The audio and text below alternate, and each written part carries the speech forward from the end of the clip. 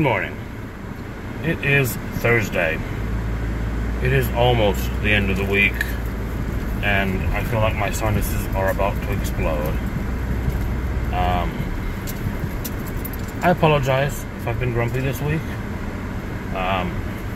Without getting into too much personal stuff, I've been in a bit of pain. So, yeah, I'm sorry. Moving on, though. I've been looking at some trends of the videos, and I'm noticing that a lot of you have very short attention spans.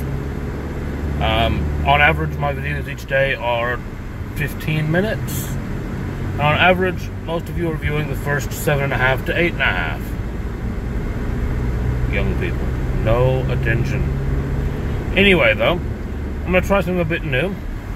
I'm going to shorten my videos down a bit and see if you actually watch to the end. So then, today's topic, nice and quick, battle maps. When to use a battle map. Now this is a very personal question. Every DM does it differently. My solution is normally that a battle map is suitable either when there is some form of terrain feature which is going to play a part in the battle.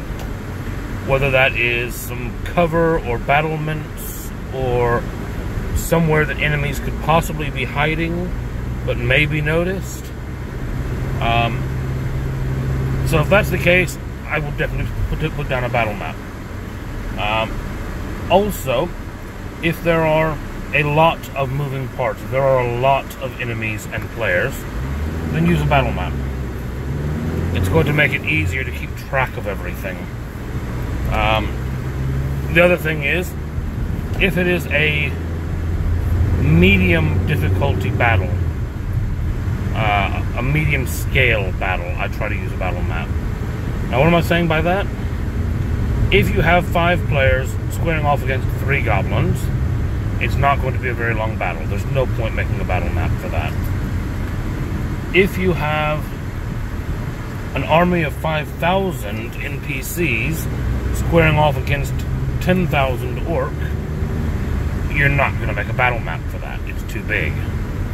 But in that middle area, in that area where you have a few PCs squaring off against a balanced number of enemies, I don't really use challenge ratings, but if I had to, I would say, you know, if it's even challenge rating to the players or above, then it's probably going to be a extended enough battle to warrant a battle map.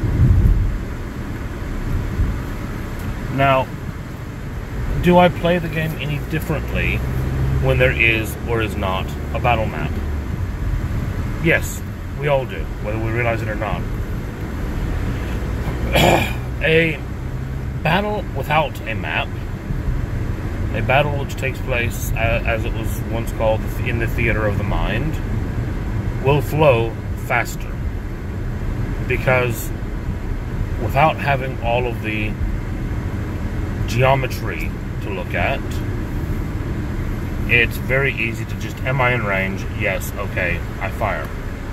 It's not, oh, well, am I in range? Do I have line of sight around this or this? And is this guy over here flanking? Is he close enough here to threaten? And,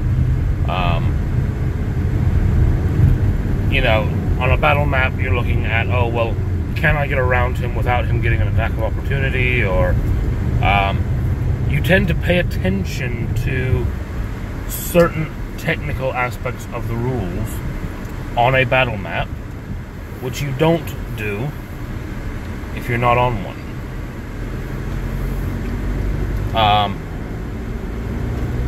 For good or bad, that's the case. It happens to all of us. What that means is if I want a more cinematic battle, I drop the map. I don't use it. Well, there are exceptions, though. I'm planning a battle coming up, and it will be a very cinematic battle, but it will also involve some moving parts that I'll want to keep track of. So I might put it on a battle map. haven't exactly decided yet. Like I said, it's a tricky one. But, as a rule, there's no point battle mapping something that's very small scale. There's no way you're going to map anything that's very large scale. In that middle ground, when you're not sure, think about, will the terrain affect the battle? Am I considering the terrain part of the challenge? If you are, you need a battle map. If you aren't, maybe you don't need a battle map. Anyway, I'm going to go ahead and finish up today, nice and quick. If you're one of my players, private message me with today's date and time that the video gets posted. That'll be listed below there somewhere. And the duration of the video. And you might get something.